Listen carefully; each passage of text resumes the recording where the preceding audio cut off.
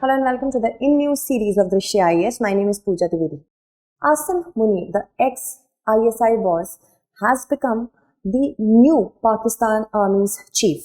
This is going to have several implications for India from the perspective of GS mains paper 2nd as well as 3rd, and from the perspective of prelims, certain facts are important. But this is much more analytical as we are going to discuss, you will understand. The bigger picture here comes when we talk about India-Pakistan's bilateral relations and why they are not improving because of Army's constant intervention into the political structure of Pakistan. Moving ahead, let's talk about different topics that we are going to discuss. It is going to be very interesting. Whenever I am going to talk about the formation of Pakistan, rather than a two-nation theory, there were the hands of foreign powers as well in the creation of Pakistan for their own benefit. That has become, this Pakistan problem became endemic to India because of those foreign powers, the USA and the British. We will talk about the military history of Pakistan. Why did the military become all powerful? And they started looking down upon the political leaders. Of course, why Pakistan remains politically challenged because of the all-powerful military. And does the Pakistani army really want good relations with India? Not so much. So, implications will also be discussed on a question in the last. Let's first talk about this news piece. Ex-ISI boss, Mullah General. Mullah General as in he is very well versed with respect to the Quran. And he, because of that, has also been awarded a title. So that is why he is being called a Mullah General over here. Asim Munir is Pakistan Army's chief. What are the implications for India? As a religious-minded person, it is not very good for India because when an ISI chief was religious-minded, then only the Mumbai terror attacks took place. Moving ahead now, first let's talk about Asim Munir. He graduated in 1986 from Officers Training School at Mangla. He was leading the Frontier Force Regiment and he is currently the Quartermaster General at GHQ Rawalpindi. And it is said that he was very close, he still is very close to Bajwa when he worked as the Director General Military Intelligence and later when he worked as the Director General Inter-Service Intelligence. Moving ahead, more to know about him. He commanded a brigade of the Force Command Northern Area, a component of the X-Corps. All this is not important to mug up, just go through to develop the story. Just know about him a bit so that when answer writing comes into being, you can understand what military might he used to hold. He was described as an outstanding officer and according to some, a straight arrow. Also, he is the most senior general in the present corps of 3-star officers. Okay. Moving ahead, now let's talk about what is so rare about him. First of all, he was about to retire, but he did not, in the sense that when he was serving as in the post of the current one, he is about to retire, but comes the news that he is going to be appointed as the next chief. So it is rare for someone, first of all, because of that reason, and also who has served as an ISI chief to become the army chief. Only one was General Ashfaq Parvez Kayani, who served from 2008 to 2013. Munir is also one of the only 3 other officers to have headed both MI and ISI. Alright. Moving ahead now, if we talk about his service, he served in Saudi Arabia when he was in the diplomatic post of the Defense Attaché. He does not seem to have any exposure with respect to American or British training in his entire career. Also, he was bestowed the high title of Hafiz-e-Quran because he is very well versed and he can recite the entire Quran. Munir was unlikely to be a fundamentalist despite his religious mindedness according to some analysts. He is very close to Bajwa. Bajwa, is still going on, there are cases that are going on against Bajwa. It is said that in order to understand his antecedents, we can see that Munir is not going to go against Bajwa. So one is that. Moving ahead, now his issues with the previous Prime Minister, that is I'm talking about Irfan Khan, is that when he was serving as the director in ISI for 8 months, it was the shortest ever tenure. And no reasons were officially given for his abrupt transfer. It was said, allegedly, that the Prime Minister Imran Khan was behind all this transfer. And Munir apparently alleged this was his fault, that Khan and his wife Bushra Bibi, also known as Pinky, and her family were behind all this matter. So what happens that the current regime, that is Nawaz Sharif's brother, Shehbaz Sharif, his brother Nawaz Sharif, he had appointed his own man when it comes to army chief, because it was kind of a precedent. But what happens now, Shehbaz Sharif has turned to seniority principle of the constitution. They say that whenever we are going to appoint the next army chief, it is going to be seniority principle according to the constitution. So this is very rare as well, because since the very beginning we see that it was happening. Back then when Prime Minister Imran Khan transferred Munir, he was said to be in very good relations with Bajwa. So Bajwa, because of Imran Khan, transferred him.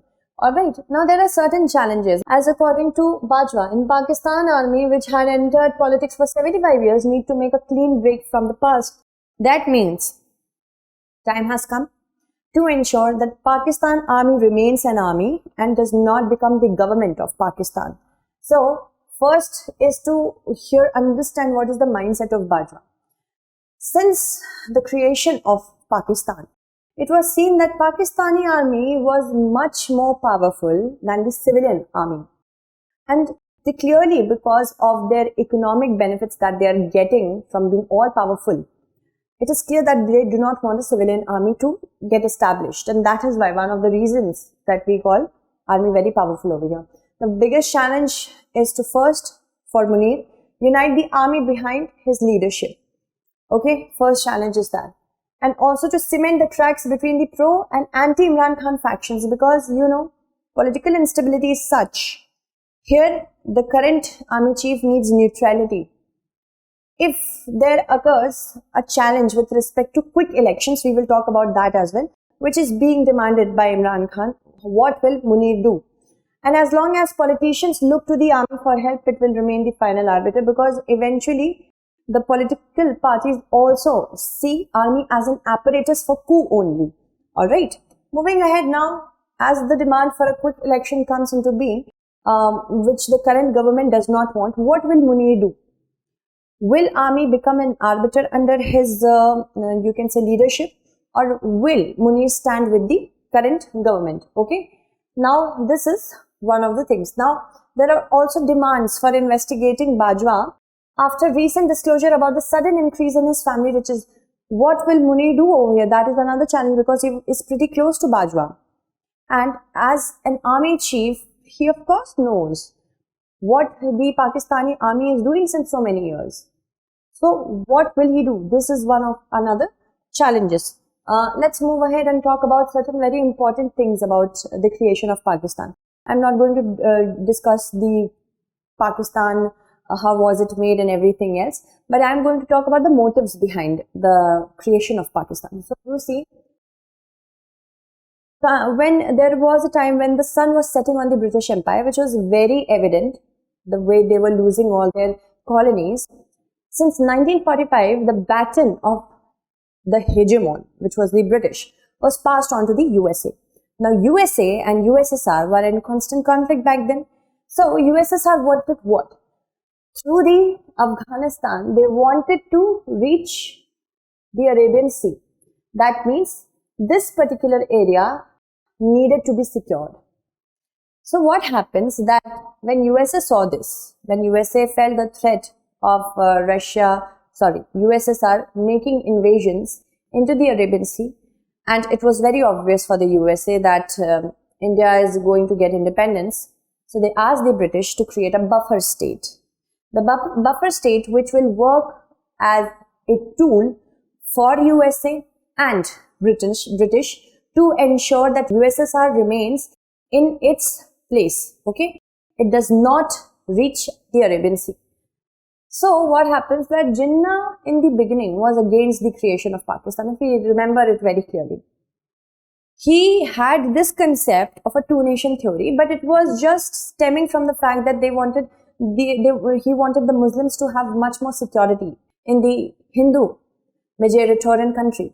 So what was the fact that, what were the reasons Jinnah changed his mind? After 3 meetings with Winston Churchill, he was ensured that there is a need to create another nation which will consist of Muslim majority. Now the motives behind this creation of the state was very clear for USA and the British, that they wanted to create a buffer state. They did not care about how India will manage Pakistan in the future. By creating divisions, by reiterating the fact that Muslims and Hindus cannot live together, they intended to create Pakistan. So Pakistan was created for this very fact. And I'm saying this because of certain reasons. The British Indian Army was partitioned along religious lines. Alright. So 33% of the troops and equipment were allocated to Pakistan. The problem was that even though Pakistan was not economically very supportive of the army, to have an army like that, 17% of the unpartitioned India's revenue base was created for giving support to the Pakistani army, which was created by the British Indian Army. So the problem was, when we have such a huge army, how are we going to ensure that they have the proper training, the proper weapons, the proper defense system? Comes the US Marshall Plan. US Marshall Plan had enough fund to support those who were having or who will have a conflict with the USSR. Pakistan was under that category. Okay, because USSR wanted to create invasions, wanted to invade the Arabian Sea, for that very reason, India was safe, but Pakistan was not. So funding was done through Marshall Plan for the Pakistani army. Okay, and this is the reason that the British Pakistani army, British Indian Army, after it was bifurcated, the Pakistani army started behaving as a colonial army in its own country, because we can understand it from the fact that a British officer was there as Pakistan Army's commander-in-chief till 1951, which was not the case with India. And then in that period only, an intelligence agency, which was the, you can say, the ancestor of the inter-service intelligence, that is ISI, was created by them. So this was created by USA and the British in order to make sure that they have proper intelligence against USSR, against China. Alright, moving ahead. Now what happens, that all espionage over Russia was done by the forces that were present in Pakistan, was the intelligence agency that was present in Pakistan. The rapprochement with China, Russia invasion of Afghanistan was defeated, and US global war on terror was launched through Pakistan. So that is why Pakistan has been very important from the perspective of regulating the geopolitical scenario in Asia from the perspective of USA. Alright, and they kept on weaponizing Pakistan. Pakistan's army was kept getting weapons and importance from USA. So what happens with India? Why there was not such a scenario in India? Because B.R. Ambedkar said that India would be much better off with an army in which Punjabis would no longer be dominant. Here, the crux behind saying this was that if a region, a people from one particular region start dominating the all-powerful army, then what happens? Centralization of power occurs. And any centralization of power in an army is the very essence of conducting a military coup. That was the reason why Pakistan is seeing not a very empowered political parties, but they are seeing empowered military. So Jawaharlal Nehru also understood this aspect, and this is the very reason that the army of Pakistan, as it was dominated by one particular people, a threat to the development of the country as a democracy occurred. So it could no longer become a democracy. Pakistan lost inheritance of strong political leadership as well when we talk about the partition. So they did not have very strong political leadership. In case of India, it was not so. We had very well-grounded, understood, and very, they were very aware of what could happen if they are going to make the army all-powerful. So that was not the case with India. And because of that, the Indian army became coup-proof. Also, Pakistan's leadership, Jinnah, back then was having his own health issues. Pakistan was created in such a hurry that he could not envision something like this happening in the future. So that is why this is a huge difference. The Pakistan army was empowered and bolstered by the US in accordance with the threat mitigation requirement from the USSR. So USA started providing them arms and weapons and telling them that they are all powerful, and that is the reason why army is like this. Sophisticated weaponry, powerful and important cog in the global affairs. That means by providing weapons and by providing importance to the army, it was seen that army is very important for Pakistan. Army and the military chiefs started thinking of themselves as the much more powerful than the political chiefs. So, from the political strategic sphere in Pakistan, it dwindled and a military coup was inevitable. When you give unparalleled and unbridled power to somebody, they are of course going to use them in not a very good sense. So, the army disregarded the development of the people so that they can have control on more assets. They converted Pakistan into a security-seeking state. That means they overemphasized the threat from India. That is why Kashmir issue will never get resolved as long as democratic government does not stay in Pakistan, does not happen in Pakistan, does not sustain itself in Pakistan. Military does not want to let go of its power and privileges, and that will be sustained only when Pakistan will be made to seem as an insecure state. Insecure state, overemphasizing dependent it's a threat from India. So this is one of the reasons when we see that Pakistan, if the bilateral relations can never, if this continues, it can never be better. So Pakistan President Iskandar Mirza abrogated the constitution and declared martial law on 27th October 1958 and appointed General Ayub Khan as Chief Martial Law Administrator. 13 days later, Ayub Khan overthrew Iskandar Mirza. That was the last time Pakistan saw democracy. The Pakistani army is essentially meant to handle external threats, but it is also involved in domestic affairs of the state for this very reason. Because if the foreign portfolios are already under it, in order to create its impression into the internal democracy of, I shouldn't call it democracy, into the internal political structure, it needs assets, it needs influence. So that is why it is so politically involved. Pakistan's army is the real ruler of Pakistan, that is without any doubt. Now, it will never accept effective civilian rule in Pakistan. It will never let its political leadership to take care of the bilateral relations with India. It will never do so. It will also never let the Kashmir issue to be resolved. Okay, because it will have to account for its large-scale plunder that it has created over the years, and for that it needs to depict India as the evil one over here. So for decades, the Pakistan military has steadily infiltrated into almost every sector of the economy that can range from predatory domination of Pakistan's economy by the military in different fields like fertilizer, cement and hosiery factories, bakeries, petrol pumps, dairy factories, construction as well. So Pakistani army owns hundreds of commercial enterprises worth over $20 billion.